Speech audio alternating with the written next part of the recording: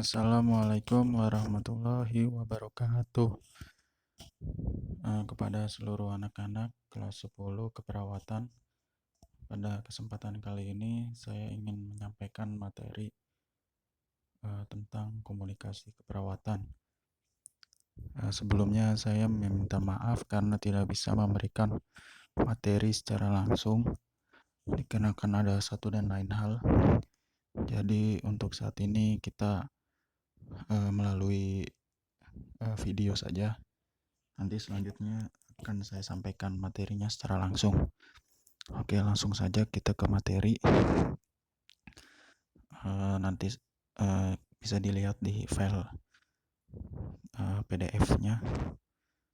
Kalau yang nggak ada PDF itu harus install WPS Office. Kalau nggak bisa juga nanti dibuka di laptop. Oke, materi untuk bab 1 yaitu tentang konsep dasar komunikasi. Di sini kompetensi dasarnya itu menerapkan komunikasi dan melakukan komunikasi. Di sini ada nih. Oke.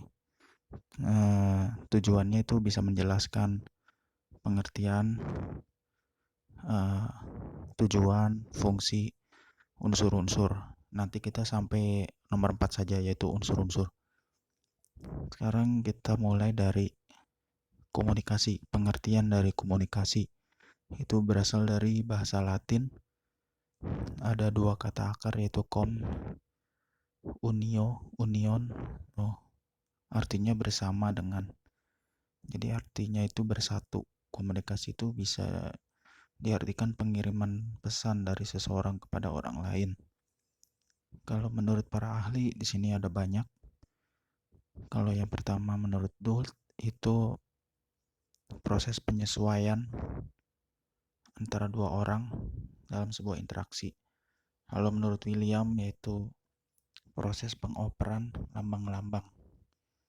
Kalau menurut Wilbur berusaha untuk mengadakan persamaan. Kalau menurut Carl mengoperkan lambang-lambang. Menurut Abdul penyampaian informasi artinya. Intinya sebenarnya komunikasi itu ya penyampaian informasi dari satu pihak ke pihak yang lain. Jadi bentuk komunikasinya itu tidak hanya berupa dengan kata-kata, bisa berupa lambang, itu informasi, simbol, gambar. Itu salah satu bentuk komunikasi. Sekarang tujuan dari komunikasi yaitu pertama perubahan sikap. Jadi setelah menerima informasi, orang yang menerima itu akan berubah, bisa positif ataupun negatif. Jadi kita itu saat menyampaikan informasi atau sedang berkomunikasi, artinya kita berusaha untuk mempengaruhi orang tersebut. Itu nomor 1. Nomor 2, perubahan pendapat. Ini contohnya misalnya ketika lagi rapat atau lagi musyawarah, yang tadinya pendapatnya A, lalu dia mendapatkan informasi dari komunikasi orang, maka dia akan berubah pendapatnya. Lalu yang ketiga, perubahan perilaku. Ini juga sama ketika dia berkomunikasi dan menerima informasi, maka perilakunya bisa berubah. Contohnya di situ berhenti merokok ya karena dia menonton atau membaca iklan dari produk ada bahaya merokok, nah akhirnya dia berubah jadi berhenti merokok. Ya walaupun kenyataannya orang merokok banyak. Selanjutnya ada perubahan sosial.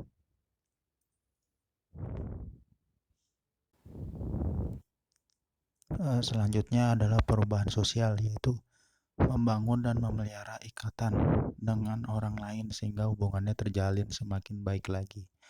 Jadi kalau kita berkomunikasi dengan baik kepada orang lain, nanti orang itu akan senang dan nyaman dengan kita sehingga kita bisa bertambah teman kita. Nah, itu namanya contoh perubahan sosial. Selanjutnya ada fungsi. Jadi kalau tujuan itu apa yang ingin kita raih, sementara kalau fungsi apa yang kita dapatkan. Nah, fungsi komunikasi. Apa yang kita dapatkan dari komunikasi? Yang pertama yaitu informasi. Kita bisa mendapat informasi, berita, ada gambar, ada opini, ada komentar. Saat kita berkomunikasi itu namanya kita mendapatkan informasi. Selanjutnya ada sosialisasi. Manfaatnya atau fungsinya yaitu sosialisasi. Contohnya kita menyampaikan penyuluhan di depan orang-orang, 3M. Nah, itu juga termasuk sosialisasi. 3M, tau kan? COVID 3M. Nah, itu sering kita dengar tuh. Itu namanya sosialisasi. Jadi berhubungan dengan sosial, berhubungan dengan orang banyak. Nomor 3, motivasi. Motivasi itu memberikan semangat atau dorongan. Jadi kalau kita berkomunikasi atau kita sedang mendengarkan orang lain, terus tiba-tiba kita berubah, kita jadi semangat, berarti itu namanya orang tersebut bermaksud motivasi kepada kita. Itu namanya motivasi. Nomor 4, perdebatan dan diskusi. Nah, ini yang paling sering nih zaman sekarang, berdebat ya, orang merasa paling benar, ada yang ingin menyampaikan pendapatnya, terjadilah adu argumen atau adu debat. Nah, itulah komunikasi juga namanya. Tapi juga ada yang namanya diskusi. Kalau diskusi itu ya ngomong baik-baik, diskusi itu istilahnya. Kita saling bertukar informasi, bertukar pendapat. Selanjutnya ada pendidikan. Nah, kalau pendidikan kayak sekarang nih, saya lagi ngajar nih, lagi ngasih tahu informasi, lagi ngasih tahu ilmu. Nah, itu namanya fungsi komunikasi. Walaupun saya ngomongnya tidak langsung berjumpa dengan kalian, itu namanya fungsi komunikasi pendidikan. Nomor 6, memajukan kehidupan. Nah, kalau ini nih berhubungan dengan ilmu pengetahuan, teknologi. Jadi komunikasi itu bisa merubah orang yang tadinya, mohon maaf, gaptek. Kalau kita kasih tahu, kita jelasin segala macam, dia akhirnya tahu, oh ternyata ini caranya, ini bentuknya, ini tekniknya. Nah, jadi dia ngerti. Yang tadinya dia nggak paham, jadi tahu. Akhirnya dia memakai dan menggunakan benda baru, inovasi baru. Nah, itu namanya memajukan kehidupan. Gitu, misalnya ada petani pakai kerbau membajak sawah, terus dijelasin sama lurahnya kalau misalnya pakai kerbau kelamaan atau hasilnya kurang bagus, dikasih tahu pakai traktor. Akhirnya petani semua pada pakai traktor, kerbaunya buat disembelih pas kurban. Itu namanya memajukan kehidupan. Lalu yang nomor 7, hiburan. Nah, komunikasi juga bisa buat hiburan, bisa buat seru-seruan, bisa buat nian biar nggak bosen. Itu namanya komunikasi. Selanjutnya ada integrasi. Integrasi itu artinya memberikan kesempatan. Jadi ketika kita berkomunikasi, kita memberikan kesempatan kepada orang lain untuk menyampaikan pendapatnya. Nah, itu namanya integrasi. Nah, terus ada juga nih versi lain dari fungsi komunikasi. Ada yang nomor 1, fungsi komunikasi sosial. Jadi itu dia pengaruhnya terhadap sosial, terhadap orang-orang banyak, terhadap masyarakat. Nah, itu namanya komunikasi sosial. Jadi bisa membantu orang lain, membantu masyarakat. Lalu yang nomor 2, fungsi komunikasi ekspresif. Jadi komunikasi itu bisa membuat kita menyampaikan emosi kita. Kalau kita sedih, kita senang. Nah, kita harus berkomunikasi, kita sampaikan. Kita sampaikan keresahan kita, kegelisahan kita. Nah, itu namanya ekspresif. Lalu nomor 3 ada ritual. Nah, kalau ini kita berhubungan dengan adat istiadat, berhubungan dengan budaya masyarakat. Nah, itu kita melakukan ritual.